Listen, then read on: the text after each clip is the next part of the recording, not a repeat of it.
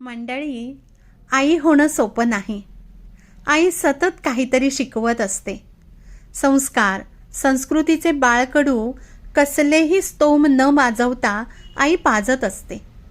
आपल्याही नकळत आपण कधी तिन्ही सांजेला दिवा लावायला लागतो कळतच नाही.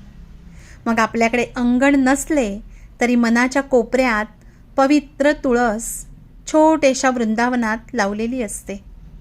त्यात तुळशीचे झाड डुलत असते. आपल्या आईनेच ते रोपटे आपल्या मनात लहानपणी रुजवलेले असते.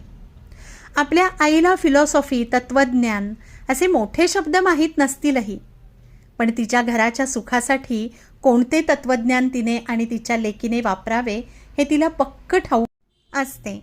आपल्या समाधानी जगण्याचे आणि सुखी संसाराचे रहस्य ती आपल्या मुलीला शिकवत असते. कधी उपदेश करून, कधी स्वतः तसे वागून. लेकीलाही तेच करायचे असते. स्वतः आई झाल्यावर बहिणाबाईंनी किती सुंदर म्हटले आहे, लेकीच्या माहेरासाठी माय सासरी जाते. तिच्या या जगण्यातूनच अनेक लेकी सुखी होत असतात आणि एकूणच आपला समाज सुदृढ बनत जातो. बरोबर,